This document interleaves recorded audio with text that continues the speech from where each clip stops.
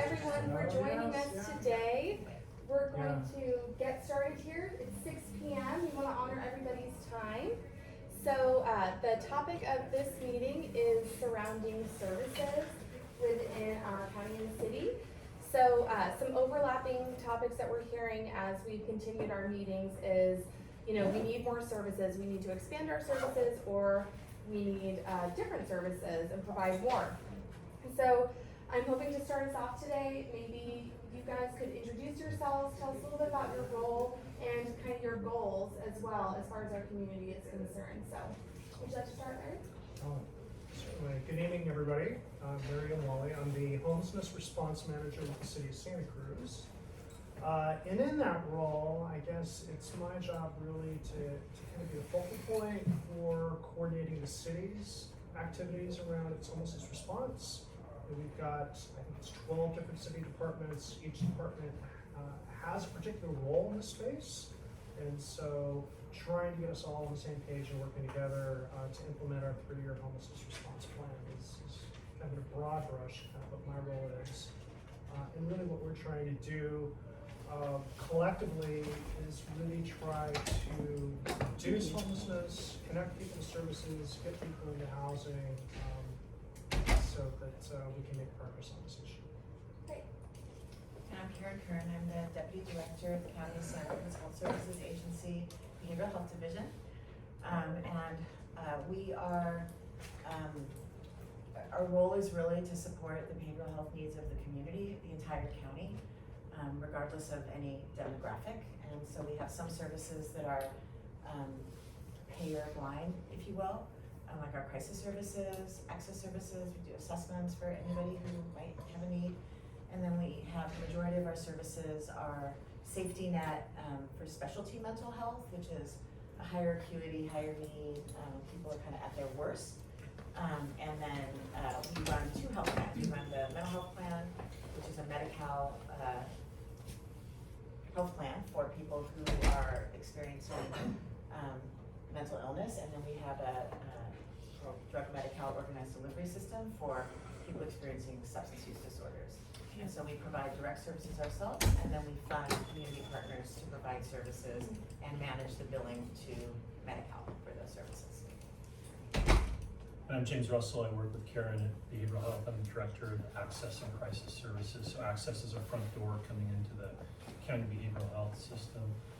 And Crisis Services, the continuum is everything from our crisis stabilization unit to global crisis response and all the entry points in between. So I guess in terms of goals, I'd really like to see our system progress in such a manner. We use the term every door is the right door. Got a lot of frustration with folks coming in one door. I mean, no, actually you're supposed to go down the street that way. And folks coming in to seek services are not always having their best day. They're not always as organized or where they are, and that's the individual that's seeking the services for themselves and their support system as well. And then the crisis system, again, just a system of services that from the moment you pick up the phone, you get what you need when you need it, to the best ability that we have to provide it. So, yeah.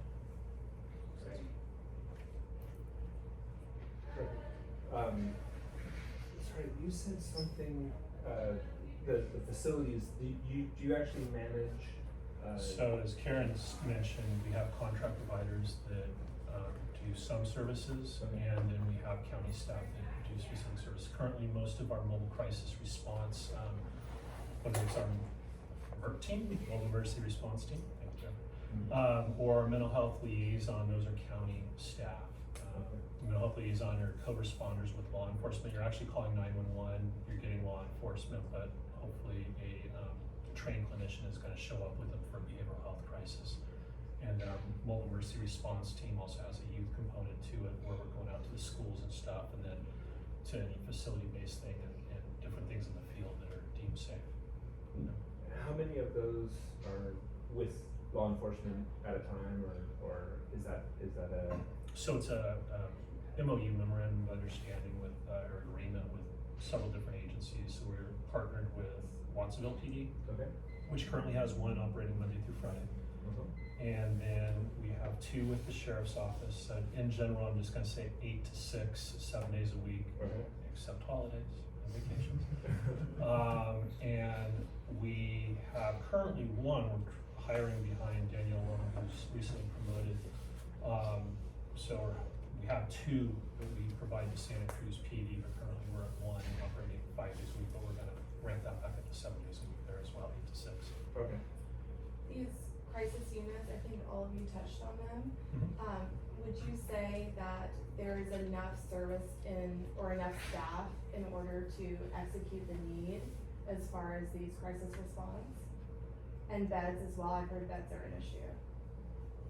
Yeah, I mean, I think I think it's not unknown that we're experiencing a workforce challenge with behavioral health. I think that's across healthcare, nursing as well, especially licensed clinicians, for us nurses, psychiatric providers, but even administrative staff, we're having challenges hiring right now.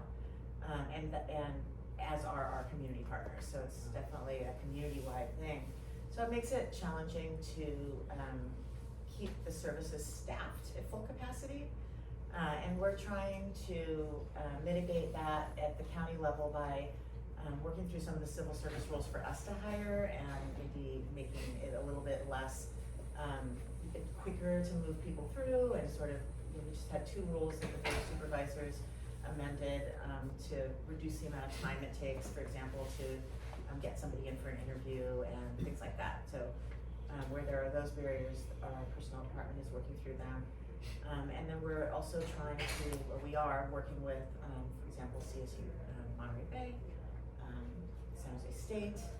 We're looking into other schools that have social work programs or counseling programs to try to have a more robust internship program. We did have one before COVID, and that during COVID things just sort of stopped, and so we're now trying to build that back up because for those types of programs that people become licensed providers, they need to do an internship and collect hours and things like that, and so it's a good experience for them to come with us, and it's good for us to be able to work with them.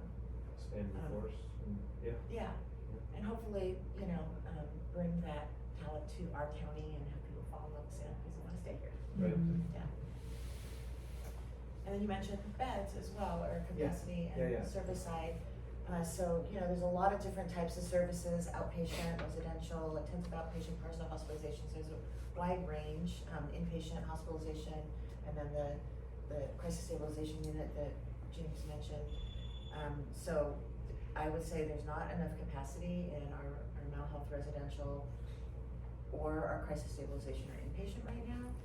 One of the things that we're doing is working on a youth-only crisis residential and crisis stabilization unit. So we'll have 8 chairs. Crisis stabilization is up to 23 hours and 59 minutes, so under 24 hours, and it's really a place for people to go where they can be safe, get further assessment, and try to understand what's the problem. It's typically for people who are on a hold, a 55, 85, or a 5150 hold for danger to self, danger to others, or grave disability, meaning they can't take care of themselves due to a mental health condition.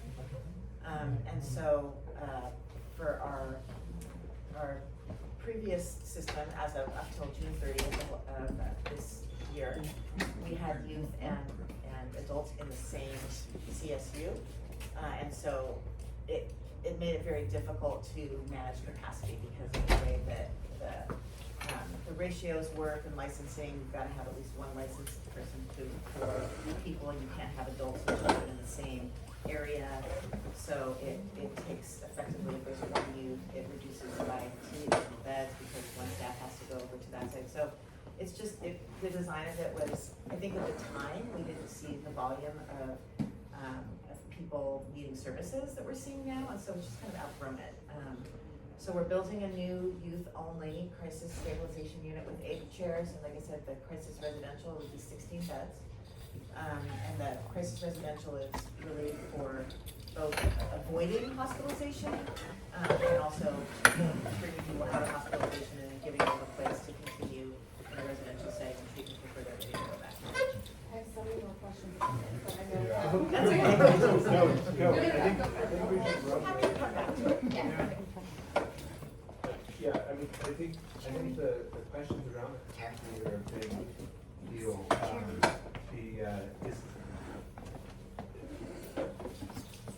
It feels like law enforcement is having to do mental health with jail, and it does seem like, from what we're hearing, that if you had more beds, maybe that burden would be lifted from people who are not trained in that, not capable. Does that sound accurate, or am I? Well, I think we have to go back to when we originally closed down a lot of our centralized hospital system, and with this idea that we're going to go to community behavioral health. Good idea, but we never did. So we have never in this state gotten up to the level and capacity of services at the local level that we have needed to be. So the default was, well, who do we call? We're going to call the police, right? Because we have 911, someone's got to show up for this. And so the police became our de facto. And then the next steps we took were built around, okay, so now the police are responding, what do we do next? And that was, we hear about the CIT, Crisis Intervention Team model. And then we have the co-responder model and the mental health liaisons. So that was natural for us to pursue, because that was one where all the demographics in the country were going with it, or the trends, and funding sources, and so we went with that. And now we're looking at, the trends are going in a great direction right now. It's what, for a behavioral health crisis in the community, how do we have a non-law enforcement response? And that at AB 988, which the governor signed in October. You'll see our innovation project, which I'm going to pass out a flyer before y'all leave. We're in a public comment period here. That's my little plug. So if you can review that, it's only 66 pages, but it's easy. It's light reading, and but we want you to comment on it to see, hey, is this really the direction we want to go? It's pretty. I like to use the words fluid and flexible.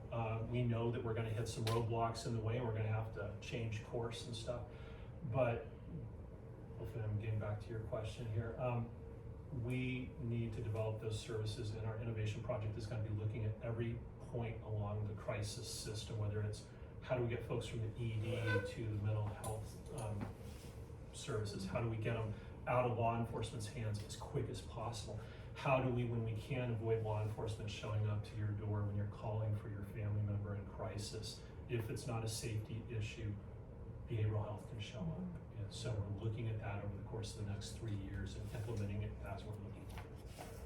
So with behavioral health and people in crisis, something that we've heard often from the public as far as like being concerned about safety in Santa Cruz, with going downtown and seeing people shooting up, is that a behavioral health? Is that someone in crisis? Because when we spoke to the PD, they're like, this isn't what we're supposed to be doing. We need to have services help these people. So are those instances where crisis response comes out and helps people as far as, people doing drugs in public or leaving needles out, are those behavioral health, or those part of the crisis response, just so I can understand? I think that having a substance use disorder is a behavioral health concern. Somebody using substances isn't necessarily a crisis. Yeah. So it really depends on what happens if somebody's using substances, and let's just say they start having intrusive thoughts, or they behaviorally are aggressive toward people, or yelling, sometimes yelling public, nuisance. It's sort of from the law enforcement perspective and from behavioral health perspective, it's a little bit different, but there has to be something in it that makes them either a danger to themselves, a danger to others, or unable to care for themselves, which we call grave disability, specific to, in this case, mental health disorder. So substance use in and of itself isn't necessarily a crisis. Is it a problem? Yes, but it may not meet the level of need of a crisis type service. And that's why we have, for example, downtown, we have the downtown outreach workers. We also have our Healing the Streets team, which is now in its second year. That was funded through a SAMHSA grant, and we'll be ending that. Grant ends this year in December. So we're turning that into a full-time team because we've got some great outcomes from that. And I'm happy to pass on, we've got some reports and evaluation that we've done, that I'm happy to pass on to I you. love You can- that. Yeah. So, But what think- was the name of the SAMHSA? Healing the Streets. Healing Streets. Yeah. That was a SAMHSA grant that we applied for and got, I think this is the second year. That's when I was gone. Oh, sorry. Honestly, the years, it's starting to all blur together at this point. Yeah. It is your two. I know that much. Yeah. But Larry's been involved in some of our conversations. So in that grant, our aim was really to develop an integrated system of care for people experiencing homelessness. So we partnered with Dr. Robert Ratner, who leads our Housing for Health division under Human Services Department, and then Joey Cartagini, who is the Health Services Manager over the Homeless Persons Health Project clinic. And so the three of us kind of got together and actually wrote that grant, although behavioral health was the lead on it, to try, because there were a lot of siloed services and people were showing up over here and we weren't talking. And so we've got some pretty good strides in meeting that integration. We're working with getting people into the different data systems, and so that's another barrier, is one person puts their services in this system and another person in this and another person in this, and so there's not really a lot of efficient sort of communication back and forth, if you will. So that's another aim of that grant, that we've got some data sharing going on and everything. So I think we've got a good foundation to get us moving into the future and develop a full team around that, and we're excited about that. But those are the types of services that Chris's services, working with people that are experiencing homelessness, and how we collaborate at our Healing the Streets case managers work closely with Chris. So how we really try to tie those together, and then people who are interested in receiving services that might be, shooting up on the street or leaving their needles, then those are the types of responses that we might provide for them. Okay. Go ahead. No, I'm sorry to interrupt you, but Chris, which one's Chris? Sorry. Do you mind introducing yourself too? Or if you don't want to be part of it, it's okay, but it sounds like you have some valuable insight to it, and we'd love to have you jump in if you Yeah, feel my like name's sharing. Chris Fonseca. I work for City Santa Cruz with Larry with the homeless response team, doing outreach and shelter services. Okay, excellent. Thank you. Thanks for being here. Yeah, thanks for having me. And back in the corner, we have Jeremy. another member of our team. All right. Great. I'm Chris's counterpart. I also work, do outreach for the city of Santa Cruz. Great. Well, thank you both for being here, and thank all of you for being here. This is, I appreciate it. So, awesome. So, Larry, I would love to hear from you. Clearly, we have a large population in need of housing. We have a large unhoused population. And so we're just in a fact-finding mission about the current state of things ultimately. So we're curious about what current outreach is being made towards the unhoused, what services are available to them, and how those services are distributed, and just kind of get a little bit more information on currently what is happening to kind of solve our unhoused issue. A lot in that. Let me try to get those pieces. Try to make Questions. it Yes, simple. exactly. And so I'll kick it off, but it may be good. Sorry to put you guys on the spot, but can really speak specifically about how some of that plays out in the streets. But conceptually, so we have at the city of Santa Cruz has currently 3 outreach workers that I think are collectively 2.5 full-time equivalents that work and every single day are out there on the streets engaging people who are experiencing homelessness and in camps, on the streets. And really, I think the first step is really about just trying to make connection and start to build relationships and understanding. Building trust is incredibly important to begin to work with people and to be able to get them connected to services and on a pathway. And that takes a tremendous amount of work. It takes a tremendous amount of skill. And it's not something that just happens overnight, probably 99 times out of 100. It takes repeated interaction and engagement with people to build the kind of rapport necessary to have a real constructive conversation about the issues they're facing, the needs that they have, and some potential pathways towards resolving that. So we have a team that's working across the city. You guys are 7 days a week, at least somebody. More or less, and again, responding to and maybe it's almost time to turn it over, but really responding to that in a lot of ways. They're the experts on kind of the status, the condition, where people are, what people are experiencing. So that informs a lot of their work. They work in encampments specifically. We may have priority areas that we're looking at or working at or trying to resolve. And there's also reports that come in from the community through our CRISP system, Community Reporting and Services Portal. There's a website, and I guess I should probably know what the URL is, but I don't offhand. But so we respond to those kinds of community concerns, and that would be an occasion to have one of our outreach members go out, engage somebody. And then really the work after building that rapport is beginning a process of trying to connect them to services and connect them to shelter. The city, through contract with the Salvation Army, operates a shelter program up at the Armory building that has a capacity of 135 beds. The city also directly operates a smaller self-managed encampment on 1220 River. And our team, in addition to the outreach work they do, they're the case managers for people that are enrolled in that program. And again, working to connect them to services and connecting to housing resources.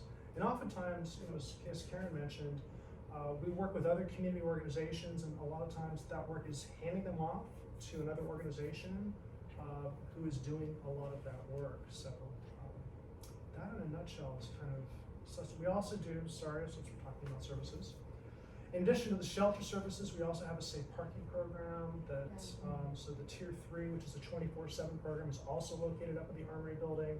And then we have an overnight program that is at city lots that's currently has capacity for 12, but based off demand, we're able to scale that up. I'm really curious about 1220 River because that's self-managed, right? And so I think it was Lisa Murphy that was telling me about that, and she was saying it's pretty successful. We're trying to solve homelessness. So I'm really curious about these safe parking spots as well. It seems like that's really successful too. When we met, and it wasn't a large pool, we only had one person with lived experience that came and spoke with us about homelessness. And so that's my reference point.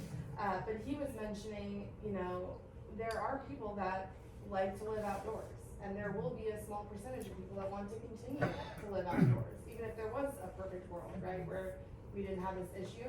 And so I'm just wondering, what's our goal? How are we going to solve this? And I feel like these self-managed camps and these safe parking spaces, especially with some empty buildings out there, it seems like a good route. Yeah, there's a lot in there.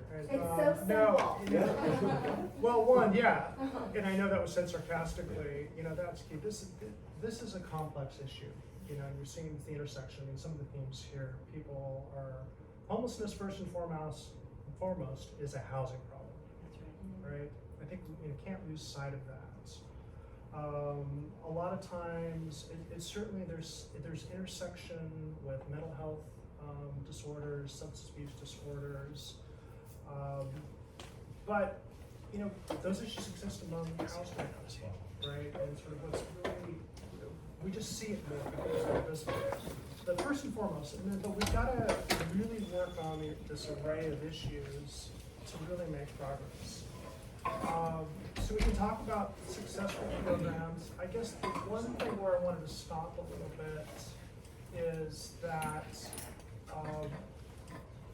while successful, programs like 1220 or say parking programs that are working to connect people to housing resources, those are interim housing models. That's not permanent housing. And I think our goal really should be trying to get people into permanent housing. So this is, these kinds of programs are a first step on that pathway. And so I think they're important, useful, and successful in that context, but I don't want to conflate the success of those programs with ultimately getting people into housing. Yeah, and so that's great. So I guess I should define what I'm deeming as successful. My understanding is that people at 1220 successfully move on to permanent housing, was my very poor understanding. And that's true, and that is a model that's really built on trying to get people on that pathway towards permanent housing. And it's a place to get people out of unsheltered environments into a structured, stable environment where they can begin to make progress towards that kind of outcome. Yeah, and we're certainly seeing good results so far. I would love, if you guys are willing, to just talk about 12, I know you do, which is why I like to exercise a little discretion and turn it over to you, because I mean, Chris and Jared work with the folks in that camp every single day. Yeah, so, I mean, we have an opportunity to kind of develop our own program. Jeremy, myself, and Megan and Larry primarily.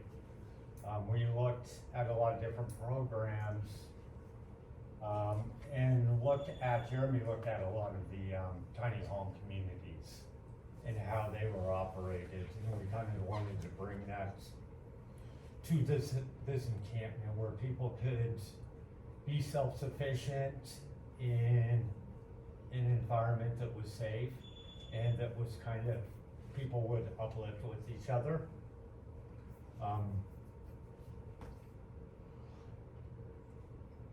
It is subjective getting in there because we want people who will meet us halfway.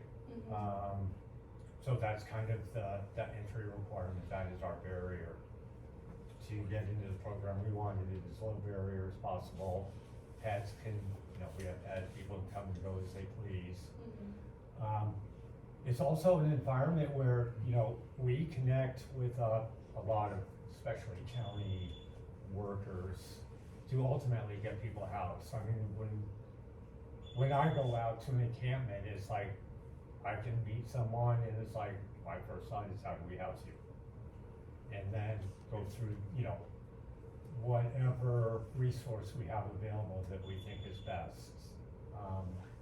But at 1220, people, it's a place where the case managers can come in and work with people. In terms of case management, it's a place where it's safe for case managers to come to. It's a safe place for our participants to engage with other people. There's a lot of mistrust amongst our population, and that's what we primarily, connect people with resources. If I could ask you a follow-up question. Absolutely. When you meet folks and your first thought is, how do I get them housed? Do you ever receive pushback? Do you ever find that people want to live unhoused, or are all of them, they want to be housed and there's not enough services in order to help them? Like I said, it's a thought that I have. I don't express it. Okay. Necessarily, especially when I first meet someone. Right. It's just having a conversation and kind of assessing, doing a mental needs assessment. Okay. But that's my thought when I go in, when I meet someone in the camp, it's like, how do we get you to a better spot? Right. Sometimes we will try homeward bound and divert people back to family and better situations. Any resource that is available. A lot of times we are educating some of the people on what resources are available. And providing a little direction on how people can meet their goals. Do you ever reference the free guide? They're A lot. Okay, cool. Because they're the only, They are. correct me if I'm wrong, that's the only one-stop shop that I've seen that has a list of all of the available services for people. Yeah, it's a wonderful guide. Or Les, were you mentioning the other day that there actually is another location for that, for available services for people? I was not. Okay, cool. No. Sorry to call you out. Okay, got it. Back on If track. it was good and brilliant, I'd take credit. Yeah, so another thing too, when Chris and I go out to the encampments, we both understand all of the programs that are available pretty thoroughly. So we'll listen to people and try to assess what they need and offer those resources. So, maybe someone would thrive with a little bit of county mental health support. So we will, try to engage a mental health worker from HPHP or whatnot.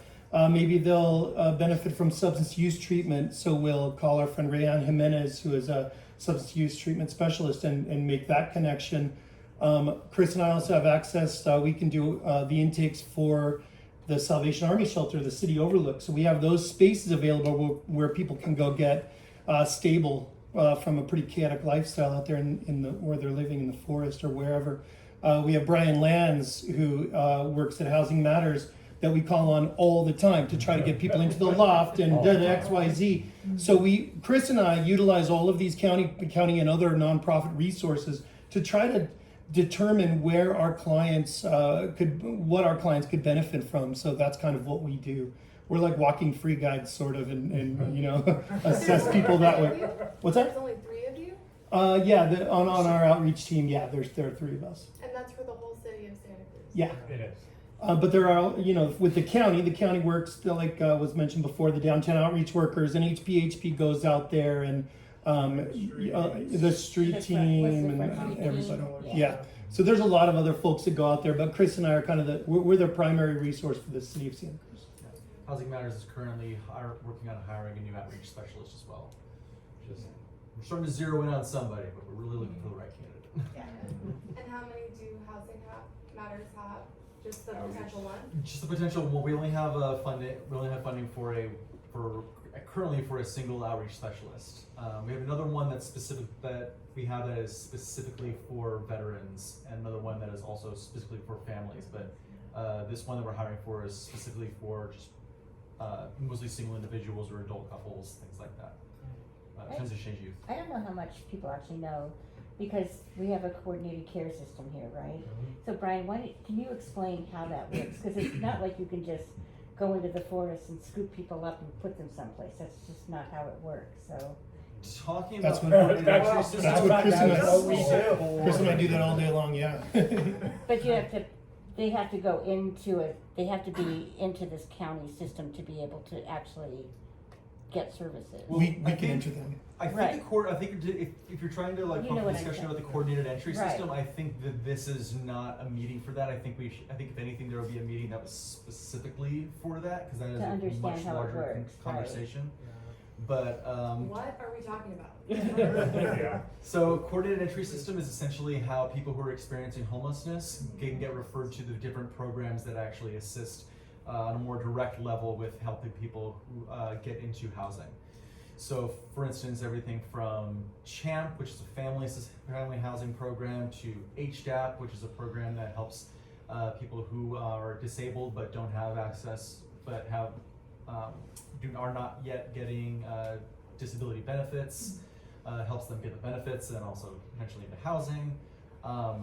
Urban supportive housing programs such as Rehousing Wave, Abode, etc. But essentially, instead of people having to go from one location to another, Yeah. filling out forms to get on all these different waiting lists to get in all these different programs, they can potentially get into this coordinated entry system to get referred to these programs as they become available, but also based on whether they meet the eligibility criteria for those programs.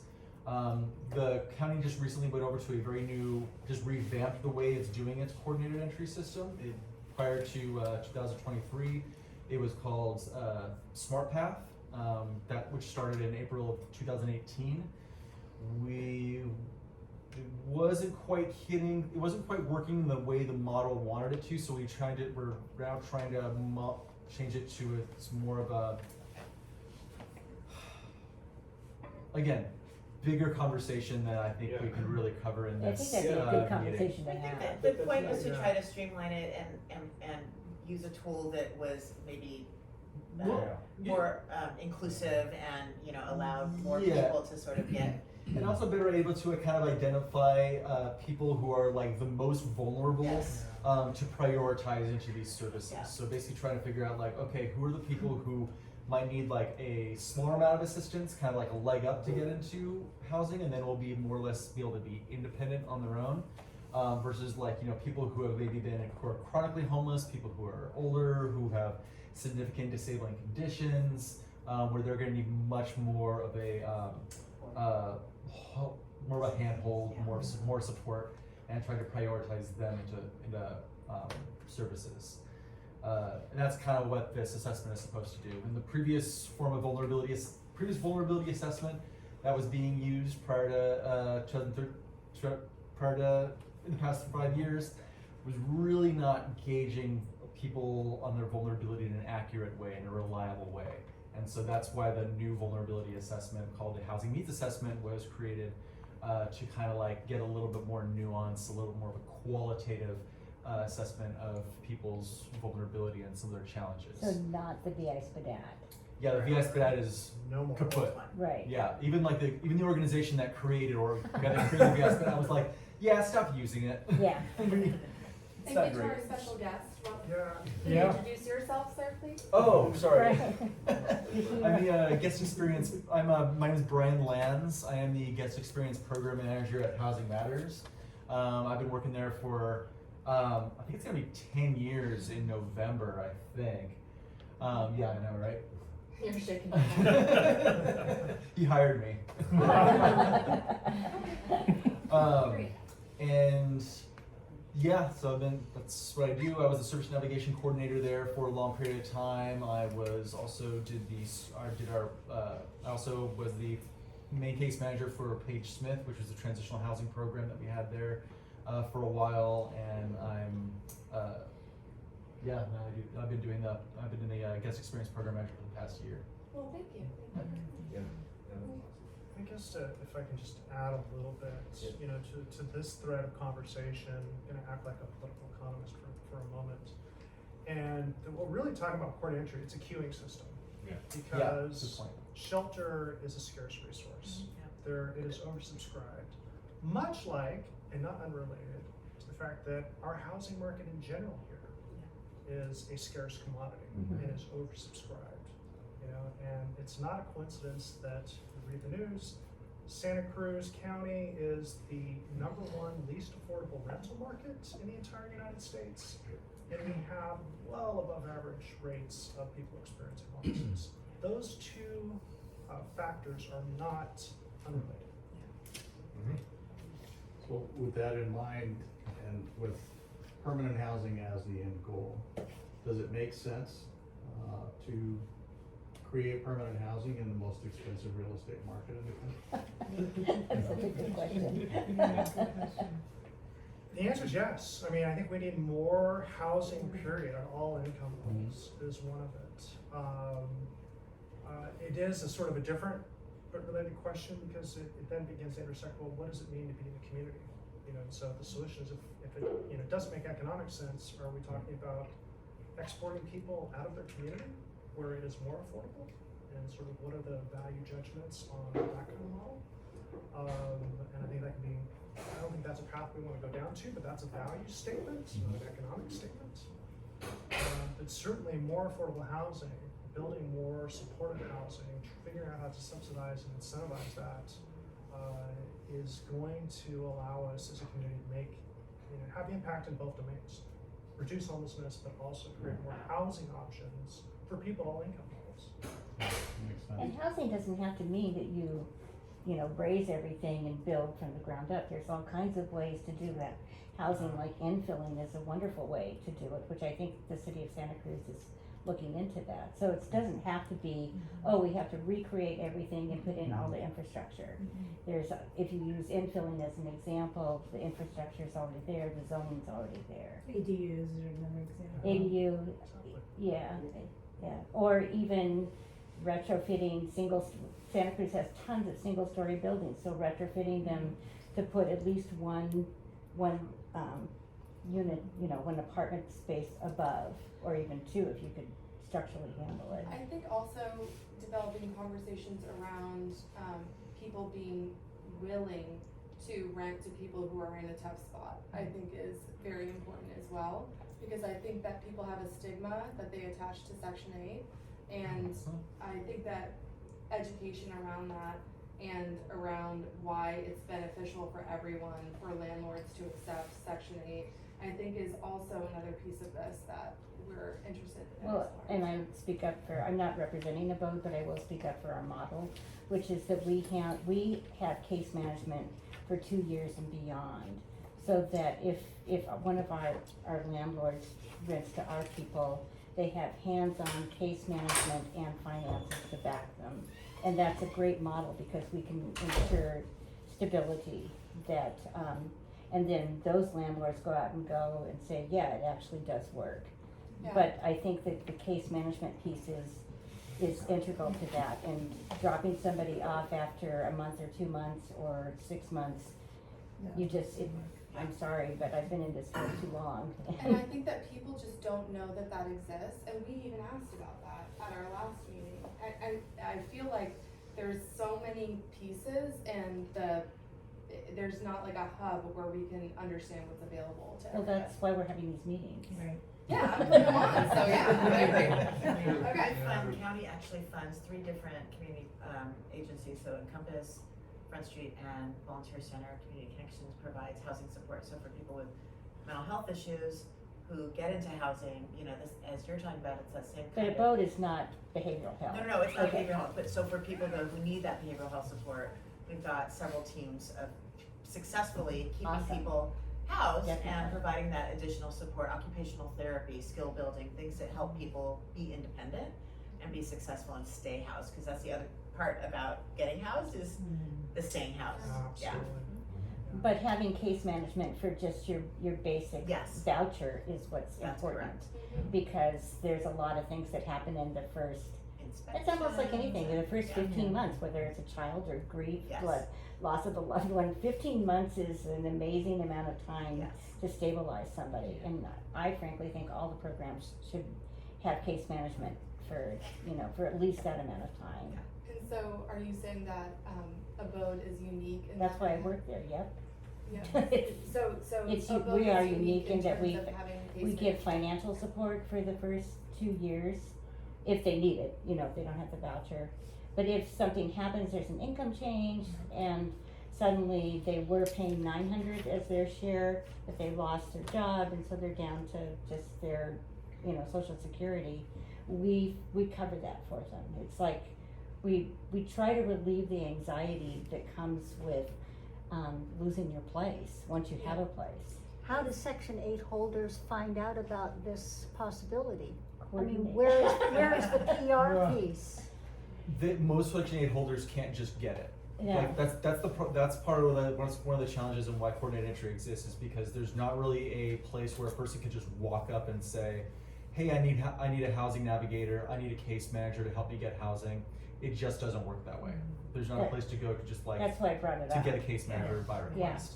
How many people are participating in Abode's program?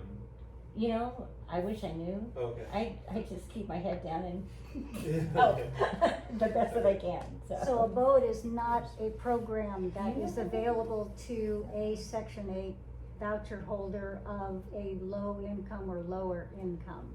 Is that what I'm hearing? Abode is a nonprofit organization that helps to alleviate homelessness through and have sustainable housing. That's For people who meet a nonprofit. certain criteria, right? It's not because they're on You have to Section go 8, through- but it's. You have to Yeah, go Section through 8 is Brian. completely Yeah. separate from it. I mean, Yeah. Abode is it's a nonprofit organization that has programs within it. Yeah. Abode is not a program in and of itself. Got it, Same thing with like Housing Matters. We have programs within our organization.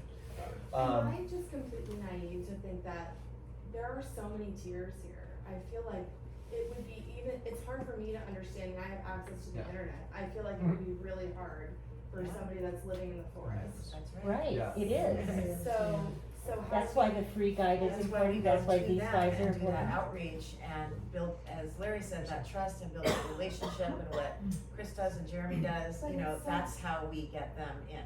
It's so vast though. Like Yes. when we met with PD was like, we're not sending 2 people out there because it's gonna take them all day. He was talking about COVID. And so it's like if you have 3 people in the city, I mean, I just feel like there's a lot. So But that's, Well, they're not the only only the city, but the organization. county Yeah. has people too. Yeah, they're not the only group. So like I was saying, we have the downtown outreach workers that are sort of in that catchment area, really focused on those businesses.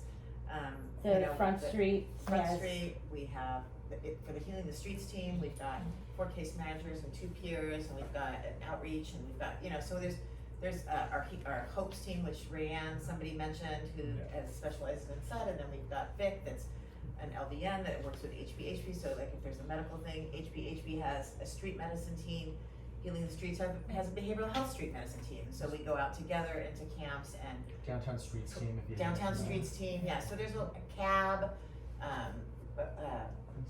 community bridges, maybe? Oh, yeah. Yeah. Bridges, yeah, the Mount Free So Resource. there's a lot of agencies that are actually doing this work, it's then, you know, how do we, and we all know each Okay, other, so you know, so we're trying to at one coordinate. point, I'm gonna interrupt, because at one point, we had at the arena, we had in the fall and in the spring, we had everybody there. Do you remember that, you guys? And it was awesome, because then you could walk around and you could see everybody that served, the homeless population, Before and COVID. but and everybody showed up, and there was swag, and there was food, and Yeah. 5 Branches was there and gave acupuncture, and I mean, I'm actually trying to get this going again, but The DMV would be there to help people get their IDs for about 10 minutes until the machine broke. yeah. But it was a way to Navigation see center how model, right? everybody Yeah. went, Yeah, and And so we're actually trying to develop it, like, Dr. Ratner from Housing for Health and I wrote a grant for behavioral health bridge housing, Claire and I were talking about it before you guys started. So part of it is sort of temporary housing for people with behavioral health issues, the other part is a housing navigation center. And really having similar, but like a permanent one, not. that would the- be awesome, yeah. So it's. So you that know, people could come, like I always thought at the fairgrounds, or something like that, where you could come and everybody that worked in the field would show up, 1 or 2 days a week. Kind of like we do at the library, but a lot more involved than that. Yes. And actually take on people, even if they're not in the coordinated system, because that's where we lose people, maybe I'm speaking out of turn, you guys, but that's been my experience, is the coordinated entry causes a lot of backlog. I don't know, what do you think? Again, Brian? I think that can go into like a further conversation about like the new coordinated entry model. Hi. I think we can do it another day. Yeah, that's Just a couple, just something to share and then some questions for you guys. And I understand you're all working in mental health, and just very briefly, I grew up here, was away for 30 years, New York and LA, cities that also have lots of homelessness, and then moved back here 2 years ago with my family to raise our teenage kids. Santa Cruz in California is changing a lot, changing so much from when I grew up here. I'd say even in the past, like this year compared with last year, personally, and I'm curious as to if this is your experience and observation as well, because you guys are working in this world, but I feel like I'm just seeing so much more serious drug use and mental health problems out in the open everywhere. So it feels like a lot of this conversation today is focused on what you guys do, which is trying to connect people in need with services and trying to meet the need.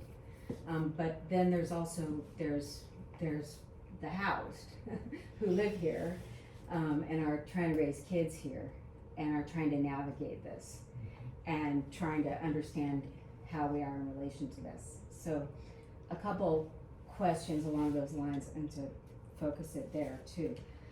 One question is, I understand that, okay, well, let me just say that, like in the past week, I've probably encountered like more kind of frightening encounters with mentally ill people behind the wheels of cars, on the streets. It's frightening and it's concerning, and I'm observing and having these experiences every week, as are our teenage kids. And in fact today, giving the kids a little bit of a talking to, because I was just downtown yesterday, and one person ranting near me, and then another person very hostile seeming. Sometimes those people have hostility. How do you conduct yourself? Talking to them about the idea of cutting people a wide berth. how to be safe.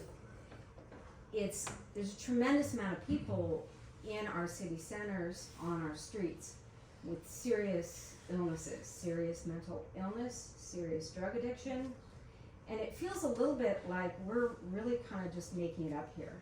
Now I understand that Gavin Newsom has, because I've heard him interviewed, like a really savvy, really genius mental health czar, this guy Thomas Insel. And I also understand that the voters of California have approved a lot of funds to address homelessness, mental health problems, addiction that we have in our state. So I'm really wondering, first of all, I feel like certainly more of this should be from the top down, Insel, and then here in Santa Cruz, it seems like do we have maybe the biggest population of homeless, mentally ill, etc., for the size of our population in the state and maybe the world. We do. And you're talking about trying to liken the shortage of housing that we have here with the homeless population, but I do understand and know for a fact that a lot of homeless people didn't start out here and come here because there's a lot of really good-hearted people like yourselves working really hard to try to meet the need and address the problem. So some of these people are native, like I am, and Marvin and Emily and a lot of us here, and some people came here because there's people here working hard to try to address the need. But it feels like, this is a very big and serious problem, and and in parts of the city it's getting, it's feeling pretty dangerous and unsafe for people who are trying to raise kids here. And what's your communication with like Insel and Sacramento, and are there statewide programs that are communicating with what you're trying to do locally? To my neophyte mind, it feels like it's a very big and very serious problem. Like we need a serious mental health campus. There needs to be tremendous staff, 15 months for people to have a chance to get connected with treatment and things that are needed. And here we are, just this little small town, making it up, and I don't know. So, what can you tell me? Let's unpack some of that. There's a lot in there. I'll start with the state. There are initiatives, and there are mandates. There's legislation. Not all of it feels like a lot of money. There's billions of dollars coming for the state. There's 58 counties in this state. It's a very big state. Typically, the way that the funding lands is depending on what it is, it's a formula, but it's based on different factors like the size of your population, the geographic size of your county. It might have to do with just lost my train of thought, I'm sorry. I'm so sorry. Sounds like. We started early this morning. Yeah, we really did. Anyway, there's things about I think what's unique with our county, for example, in contrast with San Francisco, which is small but has a larger population, and also has a huge infrastructure of people working at the county and city. The city and county are together in one sort of entity that can write for a lot of different grants or a lot of funding or apply for. We have a hard time competing for that, and the funding that we get is, I would say whether it's rural or urban, that's the other factor I was trying to think of. So we're considered a medium-sized county, but we are the second smallest geographic county in the state. We are classified, for example, for Medi-Cal as a rural county, but we're not really a rural county, we're an urban county. So those things, and I think these are, things have changed over time, right? And so these are sort of things that have held over. But so when we get our allotment of funds from the state, it's often not enough to really do what we need it to do here in Santa Cruz. So yes, there are programs, there are mandates. Some of the mandates are unfunded. Some of them are very specifically written. And we have, for example, the CARE Act, which is coming soon. We have to figure out how to, I don't know if you guys have heard or have not heard, I'm also happy, I'm guessing you have lists that you can spread information to if I send stuff to you, so I'm happy to send you everything I have. But, you know, that is a program that is looking at people who are chronically ill and who experience some sort of a mental illness that has to do with thought disorder, whether it's schizophrenia or psychosis or somewhere in that diagnosis bucket. And it's goes through a court process and everything, and there's sort of where that person might be mandated into treatment. Doesn't mean that we have a bed for them, and it doesn't mean that they want it.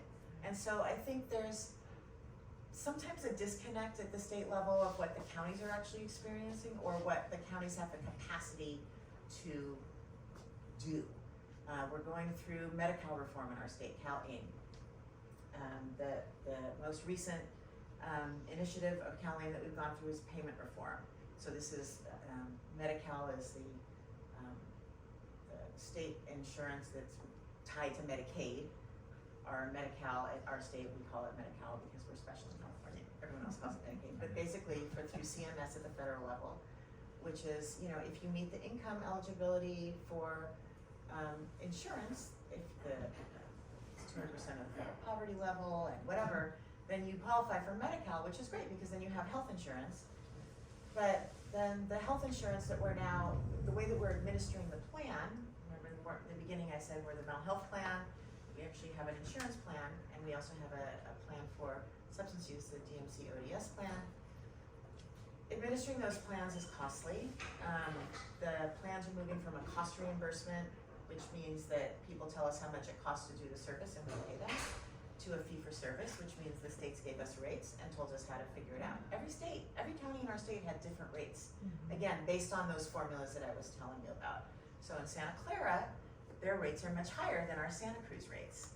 But our cost of living here is much higher than it is there. Not maybe not much, it's pretty expensive there too. But, so, do you see what I'm saying? So it feels like when you're hearing from Newsom or, you know, whoever it is, they're great, well-intentioned, like the reform of our system.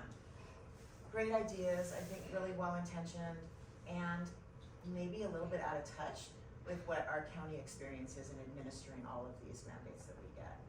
So it's complex, it's complicated, you know, I can tell you from being on the receiving end of the funds and trying to make ends meet with the need and what we are able to do with what we got. The behavioral health bridge housing that I was talking about, we might get, if we can figure it out, maybe up to 34 beds with that, 34. Which we were talking about, it's something, but it's a drop in the bucket, right? It's not what we, so, but that's the one thing that we have coming from the state that we can bank on. So does that kind of make sense? Yeah, I mean, a little bit in terms of like, and I am, curious about the interaction and the communication between mental health professionals locally and on the state level. Yeah. I mean, it feels like this is such a state problem. It feels like, you know, they should have the best minds on it in Sacramento, and this is statewide. We should have some programs that can start to be administered throughout the state to count back. I'd like to know what you guys would like to see from the state. I mean, it sounds like you're getting 34 beds, and you, what do you need, 400?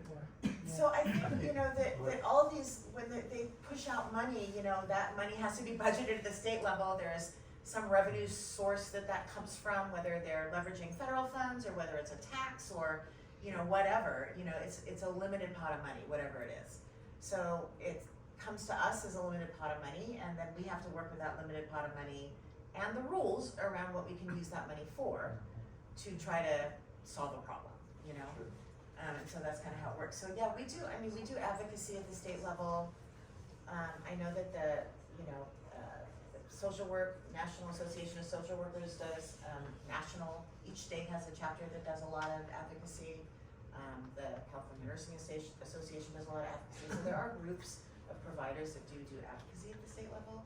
But what would you like from the state? We would like every mandate to be funded. Yeah. So Sufficiently funded. And that would be the number one. And what's the If you're gonna shortfall? What's the shortfall in that? Just ballpark.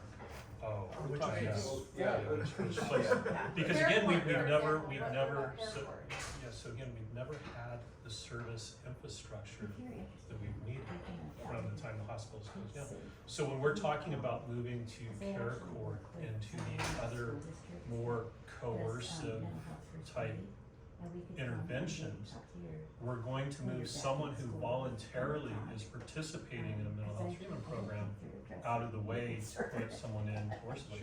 And so we're instead of having the programs built out, the outreach folks engaging with individuals, and just to put this in context here, when you think about the complexity of interacting with human beings, how does it feel to all of you when I go, hey, I'm here to help you? What is your first response as an American? Turn it around. No, I don't need help. I'm self-sufficient the way I am. And believe it or not, folks on the street, oftentimes they have developed some coping that this is, I'm okay. I'm okay. And we have to be able to form, that's what these folks do. They form relationships.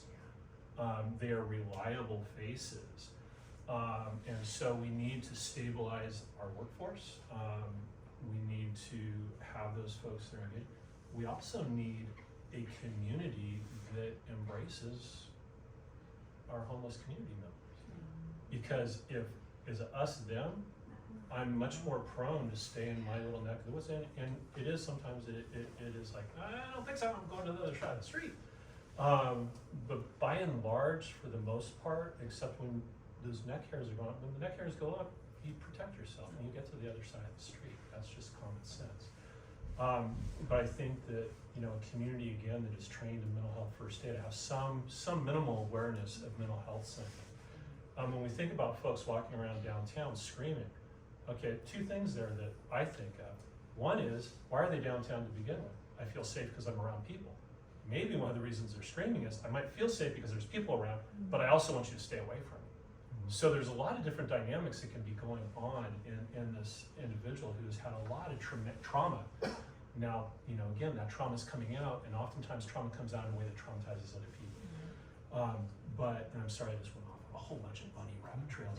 But really, I would like to see adequate staffing. I would like to see service worker, adequate housing and community for our service workers. I mentioned that I'd gone away from the county for a little while, for several months up at UCSC. 3 of my 4 staff at UCSC on a mobile crisis response team commute over an hour to get to their work location. So let me tell you what happened during those storms. I didn't have any staff. And if that's happening, and if you think about this, your city, county, nonprofit agencies are your disaster response folks. If they're coming from out of county, if they're in areas of the county that are going to be cut off, we're in trouble. Not just unhoused population, but all of us who need that type of supportive thing when the things poop hits the fan. So there's a lot of different concerns, but I think most of all it's figuring out what type of community do we want to become. And again, a lot of this is exacerbated by the changes in our community. I remember when, everyone remembers the Brown Bowl Ranch Shopping Center. It used to be the Brown Bowl Ranch. There used to be cows back behind Sears. Live Oak used to be, I remember living at my great grandpa's, there was a horse in the back field, at the neighbor's house. And, you could have a mental health existential thing, be screaming your head off or whatever it was, and nobody would know about. Why? Because we were farther away. Well, when we live like this, I know what's happening at my neighbor's house, and I'm more apt not to go over to my neighbor, I'm more apt to pick up the phone and call the police because I'm disconnected from my neighbor. So again, it is about community, it's about fostering community. It's about understanding some of the things, again, if I understand a little bit more about mental health or substance use, I might not be as concerned. Am I concerned about somebody drinking a beer in public? Not really. No, I'm concerned about some of the behaviors, and if I see the person staggering and going towards their car, I'm more apt to start thinking about calling the police at that point. And again, even for substance use, okay, they're throwing that needle down. That's not socially acceptable behavior, and that actually does jeopardize somebody. But again, if their behavior is such that they clean up after them, where are we at? So again, there's a lot of different. But see, that's the crux of it. That's why I don't think you are going off on rabbit holes. I think that's really the central piece, which is I think there is a really compassionate community here. And I think that's great. I think this is a problem, this is a global problem. It's not even just a California or a national problem. It's happening everywhere. And I think there's a real opportunity in Santa Cruz because of the engagement of the community to crack a model that works. And I don't think we're working on that. And that's not, I mean, I appreciate everybody, you guys, not just being here, and I appreciate that, but like what you do every day. I'm so grateful that there are people out there who are doing it, and that there are so many of you, and we've had a bunch of these different meetings. So it's not a criticism of what anybody is doing, it's that it's apparent that we need a vision for where this is going. And if you're telling me that it's a housing problem and that, well, I saw the point in time study, there's 4,000 homeless people in a town of what, 50, 60,000 people. Are we capable of building that? It's county, it's not. Well, it's county, but all the homeless are in the town part.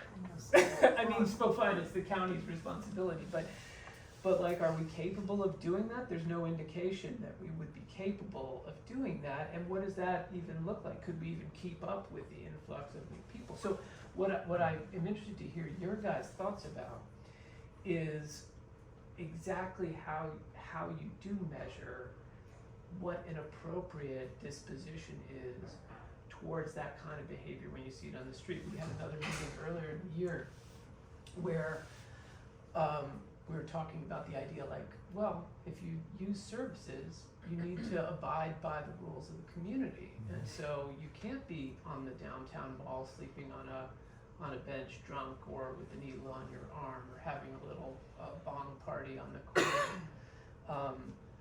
But we had the drug counselors here say that this is heartbreaking because I might have worked on this case for 8-9 months trying to get that guy back on his feet, and yeah, if you were used to be an addict, you fall off. He made a mistake, so now he's got a needle sticking out of his arm, and we're back to square one because he lost all of his services. So I mean, this is what I think it is the sort of the vacuum right now about getting the community on board. Is like, I think we need to work through what an appropriate disposition is and plant a flag and tell people about it, and then tell people what they should do. I mean, the other thing that's very, very obvious from hearing from all of you and from other meetings as well is just how complicated an array it is. And, you know, none of us could, I've been working on this, you know, on the side for 6 months. I wouldn't know how to get to services. And of course, people are living in the forest without an internet connection, without, you know, homelessness aren't gonna be able either. So, And at the same time, you need to honor people who are here, living, Well, working, raising their kids, that's what I mean. paying their taxes. Because I mean, it's a to balance. mobilize the kind of Right. resource that ultimately is gonna be valuable in Mhm. fixing the problem, you need to bring everybody along. And the concern that I have is that people are getting very frustrated. Right. And there's gonna be a backlash, and they're not gonna wanna keep spending money and being asked for more and more tolerance, while there doesn't seem to be any way forward. And so then we just seem to be It's because it's not perpetuating a their problem. community, not everybody's community. So I know it's too complicated a question, but like, is there guidance you can give, is there insight you can give from your various different points of view about how the public would fashion an appropriate disposition towards behavior that maybe is a public nuisance? Here it comes, the 66 pages. This isn't the answer, but I think that it's one step along the way of connecting it. Like, if you're downtown and you see someone who might be causing a ruckus or a crisis, I don't necessarily want to call the police, but they don't look so good right now. I can pick up the phone, maybe call 988, and if we can develop the right thing, maybe it's not my mobile crisis team responding, but maybe it's them contacting, you know, Chris or, you know, Jeremy or whoever, or doing the streets team and going. But I think that coming to things like this, pulling more of our neighbors into it and getting more informed, because again, it is a very confusing system, and I hope that we can make it simple. Right now, you know, to get a mobile crisis response, you're gonna call 3 different numbers. And, Right. you know, and you gotta know which one. Okay, do I want the county MERT team? I call the 800 number. If I call 988, because that's the new national number, and we have a local call center here, do I call them? Or do I call 911? Because I want that mental health liaison with law enforcement. What time do they work again? And if you don't have Yeah. a local area code, like Then mine, the 988 is still then gonna. that creates another whole problem. Yeah. You're calling 988, Yeah. and I'm calling Eugene, Oregon, and cahoots, right? It'll get back down. But we want it goes to based on where, like towers. we want to simplify that, and that's what this process is. How do we simplify it so that it does, okay, if I forget and I call it 800 number, I'm still gonna get the same responses if I call the 988, if I call the 911, because we're gonna have MOUs in place with law. You know, right now if you call, because the way that the memorandum is with law enforcement, because 911 is contracted with the local law enforcement. Yeah. So when you call 911, you have to have a law enforcement response. Right. Well, we don't have a 24/7 mobile crisis team yet. So when we get that, and then that crisis team can kind of be a little bit more educated. So again, I think it's how do we get our systems, every door is the right door. We're more connected, and again, we're kind of stunted. Forgive me if I'm wrong, did you start right in the pandemic as well? I started late 2021, so Yeah, middle yeah. towards the end. Yeah, so some of these things were developed right in the middle of the pandemic. A couple of our grants went into place in the middle of the pandemic. So all those communication systems and integrating things, so it's a little, we get the flag popped up, the flags are popped up all over the place, and we unintentionally siloed in some ways, and now we're waking up but we're also doing it at a time when a lot of our helping staff and healthcare staff are a little tired. And so we're trying to get them, okay, let's rest up a little bit, but we gotta get back out there, you know? And we gotta reconnect, and we gotta. Well, there's also a slow hiring process, Can I just say something? to be honest. Sorry, I've been raising my You have hand been, for I'm like sorry. 5 minutes or so. I just wanna say, you know, as a person living with serious mental illness myself, okay, first of all, people who have a mental health condition are not inherently dangerous. In fact, they're more likely to be victims of crime than commit crime. So I just wanna put that out there. And second of all, as a peer who's experienced homelessness in the past, who's experienced addiction issues and serious mental illness, and has received a lot of these services that we're all talking about, recovery is definitely possible. And it happens a lot. So I just, you know, I'm happily housed, I'm stable on my medication. I'm actually working for NAMI Santa Cruz, the National Alliance on Mental Illness, and I give back as a peer leader, as a peer specialist now, in these kind of capacities. So I just wanted to put that. What helped you with your recovery? Or? Well, NAMI was a major part of it. Have you heard of NAMI Santa Cruz? So the National Alliance on Mental Illness is a national organization. We have a local affiliate here in Santa Cruz, and our mission is to educate, advocate, and support people living with mental illness and their families. And it is voluntary. So unlike, you know, I have been forced into treatment, I've been forced into hospitalizations and things like that. But we have educational programs where we go to high schools, we go to middle schools, we teach these kids about mental health and how to support themselves, recognize it within themselves or their friends who might be experiencing it, and get help and treatment as early as possible. We also have support groups for both family members who have loved ones with serious mental illness or mental illness.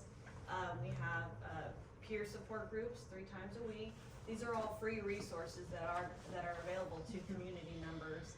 We have two different 8-week classes. One is for family members and loved ones who have someone with mental illness or mental health challenges, and then a peer-to-peer class that's for peers like me who have mental illness. And we learn about recovery and learn about resources and brain biology and different things that have helped other people kind of get into recovery and learn about what recovery is and what it is for each person. For me, it's just being able to enjoy my everyday moments, like in my life, you know, day-to-day moments, having day-to-day moments of joy and being a productive member of society and giving back. And that's why I volunteered with NAMI. And Sherry, help me out. We have other family programs too. We have we do help with law enforcement, we help train, we have a program that, James talked about, the crisis intervention training for law enforcement. Anyway, all of these programs are free, and it was getting into recovery and seeing, mostly importantly, seeing other people who were in recovery. When I started taking this class with NAMI, because I've been working for them for 13 years now, it was these peer leaders were stable, they were living relatively healthy lives, they were giving back, they were wonderful examples of wellness and recovery, and I thought, I want that. And before I went to this class, I had no idea that recovery was even a possibility, because I was in the hospital all the time. Yeah. And I thought, this is gonna be my life forever. I was homeless for over 2 years. Yeah.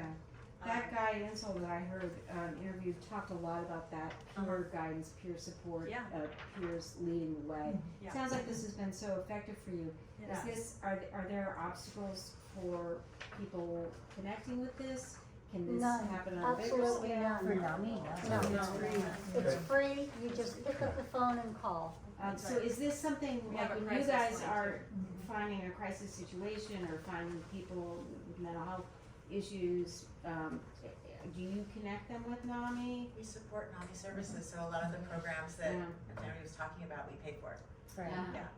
Do I have to do that CES thing, that coordinated entry? No, that's No, for not for, housing. no. Oh, not that's for just for NAMI. housing system Okay, and the okay, service. so they can just go right into this? Oh, yeah. Okay. Can I jump in? Thank you for the NAMI setup too. Yeah.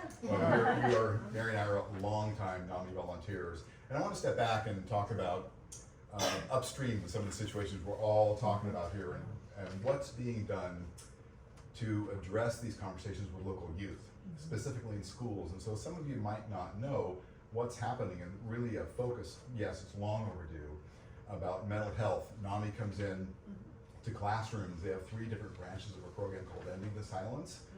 Groups will come in and talk to students about what this is like. And Mary and I for years have done the Ending the Silence for school staff because, surprise, surprise, teacher preparation does not include much around mental health support. And then there's a whole nother Ending the Silence for communities, parents that come in after hours normally. Every single one of our 10 school districts in Santa Cruz County is embracing the notion of mental health support, destigmatizing by having mental health specialists on campus. County office just hired a mental health behavioral director who came from the county. So it's all about a goal about being okay with this conversation. What can I do if I'm sensing some of this within myself, within my family, within my peers? Who do I go to? Navigator system, again, within the county offices, spawning through all the 10 districts. A lot is being done, the hope being that we can prevent through awareness and education and support some of the issues that we're all seeing in Santa Cruz County. So, yeah, if you don't know NAMI, get to know The that. other side is early intervention, and so when the issues start to happen, in the school system, wellness centers is another initiative. Exactly.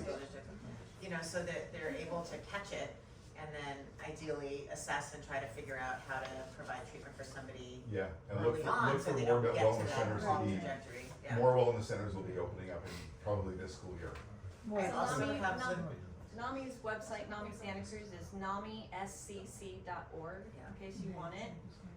We also have a resource line, not really a crisis line, where family members or peers can call in and say, I'm having, this, what kind of resources are there in the county? And Is NAMI this has something those. that unhoused people connect with, or? Anybody. Anybody. Anyone Anybody. who has a any- mental any- health condition Or has a family member. or has a family member that has a. Or even, could be Yeah. a neighbor. Yeah, it could be that too, yeah. I just wanna add to that we're doing mental health first aid in the schools Sure, also, right. and I'm working with Haley Newman doing that, so, that's another piece that's part of the whole mental health, portion that's coming into the schools, and it's actually started last spring, so. I think one of the things that makes it difficult for people experiencing homelessness to connect to some of these programs is that there's a tremendous amount of stigma experienced in the community. So if they haven't had a shower in a long time, or their clothes are dirty, or they don't have shoes, or whatever, there's a lot of, the individual themselves has maybe shame, or just, if they've maybe experienced where they've gone into a group or a setting somewhere to get help and people have said not favorable things towards them or commented on You their, have to leave your belongings outside. yeah, or your pet or your Yeah. bike or your whatever, you know, or you smell, you know, or, you know, so I think that that adds to where people kind of get to, I don't need help. Yeah. Because when they've gone to get help, it hasn't been helpful, you know. I myself have experienced homelessness and also mental health and substance use issues. I have 27 years in recovery. I was on the street in Oakland and Berkeley for 10 years. On the street like the pogo net folks, eating out of dumpsters, you know, walking around out of it. So I think, you know, I think what's important, James talks about community, I think it's really important that people we see each other all as human beings, you know, and I think that when my experience of homelessness is you're othered, right? People don't wanna make eye contact. I mean, how many times have you guys been driving your car and you come up to an island at a stoplight and there's somebody there with a sign and you avoid looking at them? But I've also had people hit my car. Sure. So, I don't wanna take away from what you're Yeah, saying. sure. I just wanna say, like, there is absolutely an aspect though where there is a portion of people that are not just unhoused that make me feel unsafe. And that's, I want to solve that. So when you were talking about community and embracing homelessness, and my naivety is like, well, I wanna solve it. I wanna solve it. And, you know, when we talk about people endangering others or not, you know, when I see people shooting up in the same exact spot every single time that I park in this specific parking garage, like I find that to be dangerous, especially when my kid is jumping off a log at the beach and jumps right next to a needle. Like that for me is dangerous. But then, Jason, when we were walking our kids and that man was passed out on Pleasure Point, remember? Everybody busted out their phones, not to call the cops, but to video that guy. And so we called the cops, and I don't remember how long it took. It took like at least a half an hour. About that for half an hour, some showed up. Yeah, because we had two kids. Well, he's And trying so, to get into his car. but the thing is, when I talked to them on the phone, this guy was passed out. He was delirious when he finally got up, and he went to the driver's side of his car and started his car. And so I called the cops, and I'm like, dude, you gotta come. Like, this is not okay. And they kept on asking, like, is he drunk? Is he drunk? Is he drunk? And my husband, I love you dearly, you're not a cop, is like trying to stop this guy from driving, and they're like encouraging this behavior, and I'm like, dude, no, like this is not our job. And they're trying to get me to say he's drunk. I'm not qualified to say that. I don't know if he's like in an insulin deficiency. I'm not gonna ruin Steve's life. So anyway, I don't know where I'm going with this, but I do not accept certain behavior, and I like what you were saying about establishing some type of not only goal, but you know, expectations as us as a community, so we can have continuity, so we can have an understanding. And I agree, we have to be a community and embrace those that are in need. It's just there's some moving parts here that I want to make sure that everybody feels safe. Yeah. And homelessness is a housing problem. Yeah. And so like when you talk about services and getting people into services, if somebody isn't housed, if someone doesn't have a bed to sleep in, a safe place to be, a place to take a shower, some food to eat, the likelihood that they're gonna be able to engage in those services diminishes. Because you don't know what time it is, you got an appointment somewhere, you gotta get there. It's 2 miles away, you know, you're tired, whatever. I mean, it's like it's. What happens to all my belongings? Absolutely. Exactly. Yeah. You know, Who takes care of my dog? so it's complicated, you know, I guess it's the thing I wanna point out, it's like, yes, there could be services, is it the right type of service, is it the right time for the service, can the person even ask, we're here, but can they get to us? Can we get to them? That's why we've developed these, like the Healing Streets team or the outreach that these guys do, they go to them.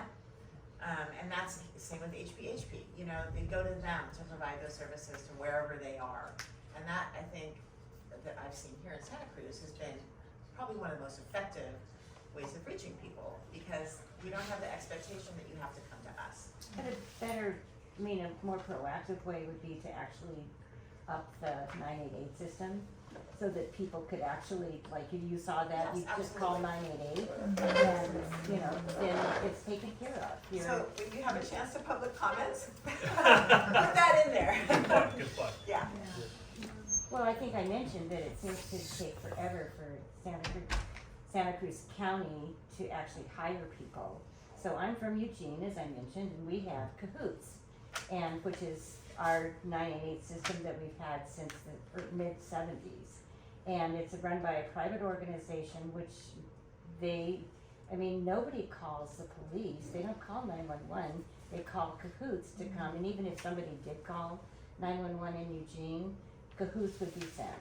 And it's just, that's just the part of the fabric of what we do, and and it's But we have to recognize that system wasn't even Cahoots did not start off 24/7. They ran started out, and it started out as And- Whiteford, a free clinic. So we need to find those things that we want to put, and I like your metaphor. Wow. You know, what is it that is going to provide opportunities for people who, when they are ready, can have change? How do we have boundaries for people to have unsafe behaviors? And how do we get those services that we know we need and ramping up? And again, the mandates right now and the things that are coming down from the state on the crisis side, sort of the housing side, sorry, Blair. But the crisis side, we're moving in the right direction. That's why I came back to the county side from Kern guilting me. But we're really at a junction in time where we can set up some things the way they ought to be. It's gonna be a little difficult getting the hiring and getting people in place. We're gonna do it multiple different ways. We're gonna have county workers, we're gonna have other workers, we don't have to go through the whole process. It'd be nice to have a nonprofit come in and do it, to be honest. Yeah. And also utilize peer supports, Yes. and, the non-licensed support staff that can help, Yeah. You don't have to necessarily be licensed to engage somebody and Absolutely. de-escalate them There, and support them. yeah, there's certainly classes you can take to learn how to de-escalate a situation. You were mentioning, Larry, about at Lisa and house all their belongings, and this is something that I have been thinking a lot about recently, especially after the storms and like everybody's stuff being destroyed. So when somebody accepts services or if somebody gets put in jail, do we have a system to take care of people's belongings or put their belongings somewhere? Yeah, the short answer is not really.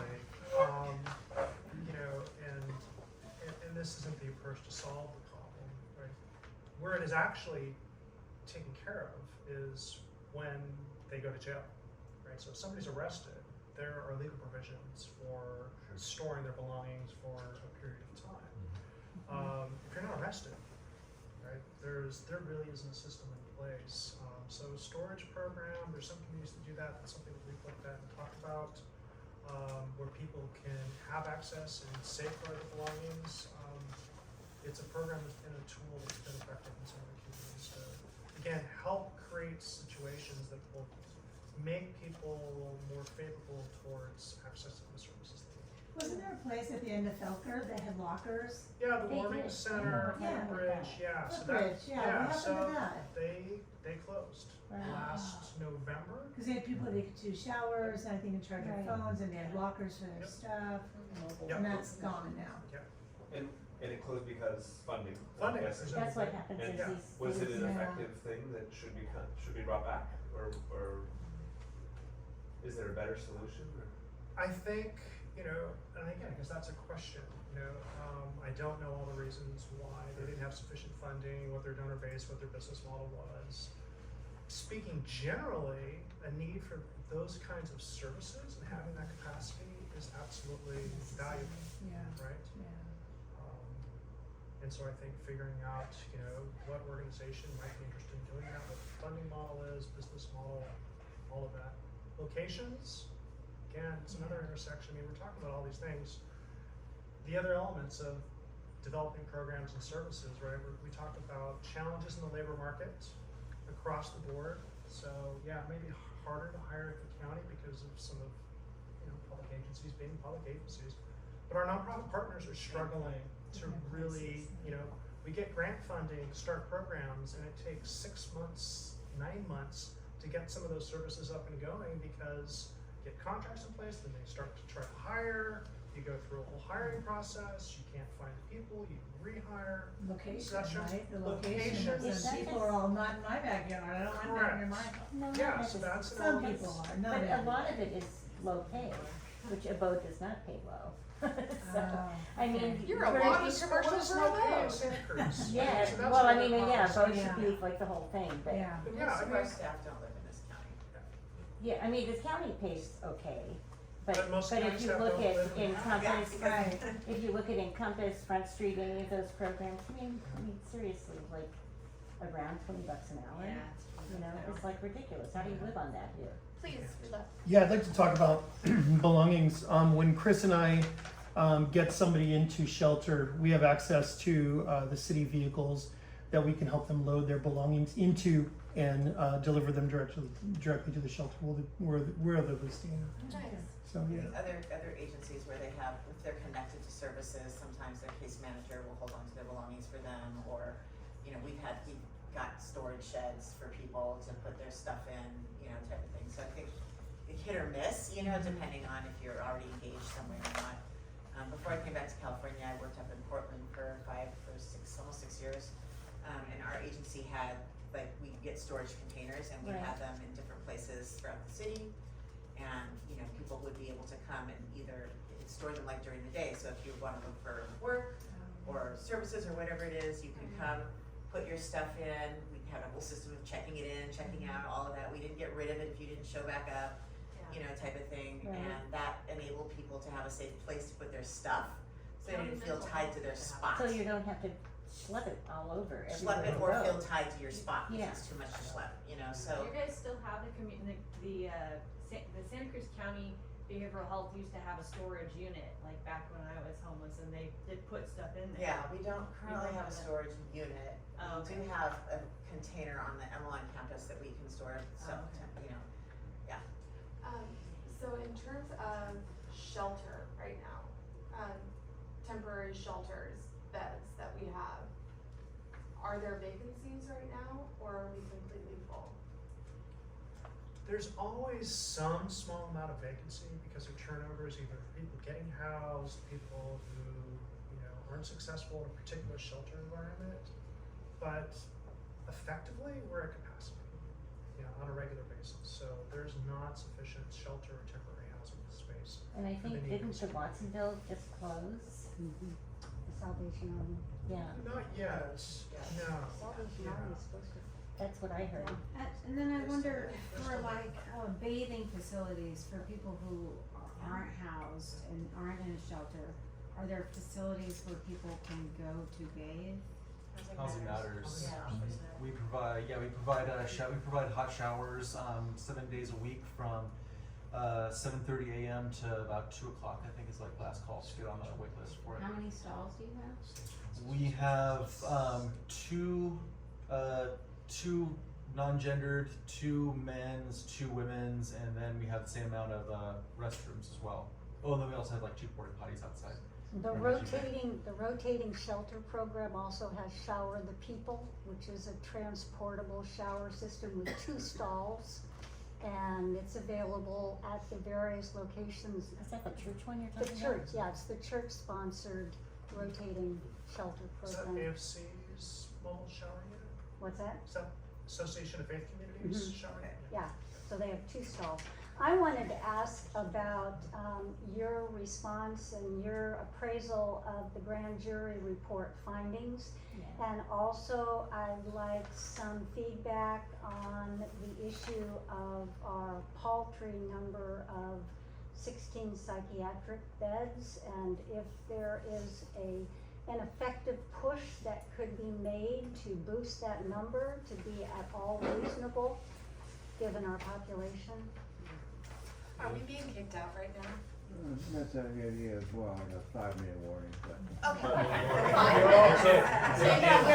If the state does what's called an IMD exclusion, our capacity of 16 is based upon Yeah, if it was right. one person more, the ability And it's terrible it comes down to this, the ability to bill for it would be greatly diminished. We could only bill 16, correctly. If the state as a whole, there's something apparently that's gone through that the waiver where they can look at that, but again, it's at the state level. So that one decision would make it a little easier. We are, again, with this innovations project, we have to look at every single little gap in our crisis continuum of services. And so that includes, wow, do we have enough beds? And what can we do to mitigate that? Do we have enough pre-crisis places to go to before you go on a 5150 or LPS can surge type situation? And then the grand jury report, I think that it's data that yes, we know. I don't have a problem with it. I think that it lends voice to gaps in our system. The hiring practice, civil service standards do kind of hinder hiring. That we are having problems hiring and retaining staff in this county. If you're a healthcare professional, you can go anywhere you want to. This is a worker's market right now. If you're a licensed professional clinician, you have a wealth of opportunity at this juncture of history. And again, this is a much higher place to, if you are not already established in Santa Cruz, it's going to be really hard for folks coming in on health worker pay to establish themselves, or nonprofit pay to establish themselves. So again, we're going to have to, I think that the grand jury report can help lend a voice to some of those needs in our community, some difficult decisions that we're going to have to make to, again, create that sense of community to have what we need. We'll have a formal response. It's due in September, so you guys will be able to access that. Going through all the And to address the IMD exclusion, would it assist for some sort of mobilized attack on legislators to pinpoint this as the major stumbling block and adequate psychiatric? It's more about removing the restriction on the number of beds that you can have in a facility. So I think that it's been around for a really long time, so I have to reach back into my memory, but my memory is that it was initially instituted because they were worried about people warehousing mental health people.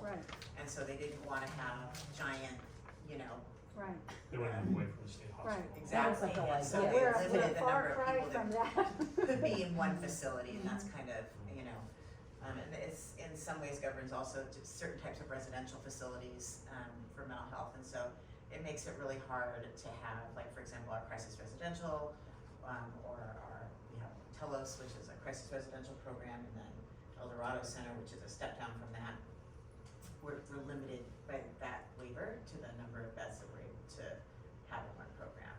And that limits our ability then to create, because to create a bunch of 16-bed facilities versus is prohibitively expensive. And each one needs its own full staff and whatever, but to scale up a 16-bed to a 24-bed or a 30-bed or whatever it is much more cost effective, and you can run programs effectively, with more people in them. But I think the original thing was just because they didn't want warehousing. Right, but I guess my question is, And we have how to wrap it up, best to overturn that provision? Well, there's That already is initiative at the state to create this waiver that's a workaround for that rule. That would allow us to, so we're. But that's not passed. Don't think so yet. Well, thank you guys so much. Thank you all for coming so much.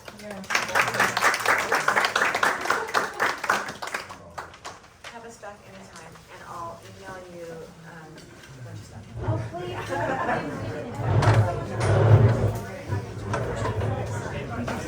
No worries, thank you.